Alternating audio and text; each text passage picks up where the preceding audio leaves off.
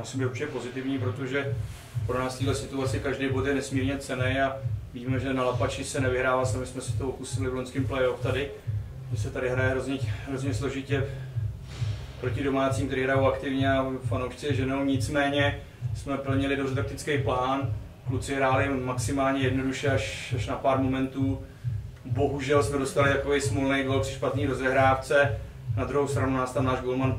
ve spoustě momentů zase podržel, takže kluci dodržovali plán, bohužel teďka se nám trošku, si myslím, smůla lepí na paty, takže jsme dostali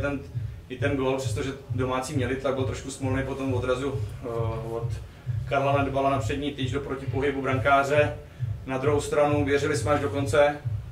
kluci si zaslouží opravdu velký dík a velkou pochvalu za to, že věřili, že jsme šli po té cestě a nakonec se to štěstíčko k nám přiklonilo a samozřejmě klobouk dolů před Lukášem Žalčíkem, který nás teďka drží a bere to na sebe tu odpovědnost a dokáže to tam propálit. Děkuji, poprosím domáceho trenéra, pana Daniela Babku. Tak my sme hrali, dá sa povedať, že počas 7 dní 4. zápas, čiže z tohto pohľadu to nebolo jednoduché, vedeli sme, že Pardubice prídu a je to tým, ktorý dobre korčuluje, ktorý je dobre nabruslený, to sa aj potvrdilo, tie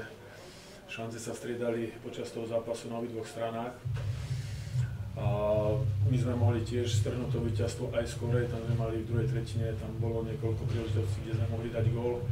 Mali sme dobré oslabenia počas toho zápasu a potom sme sa dostali do vedenia a treba povedať, že sme potom vlastne odovzdali ten zápas superovi, kedy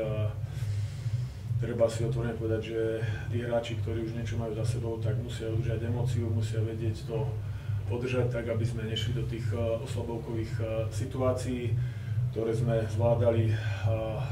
dá sa povedať, že dobre, ale to už potom bolo obrovská presila a hovorím, tam musia vedieť udržať tie emócie, musia hrať pre to mužstvo tak, aby sme aj také tesné vedenie udržali.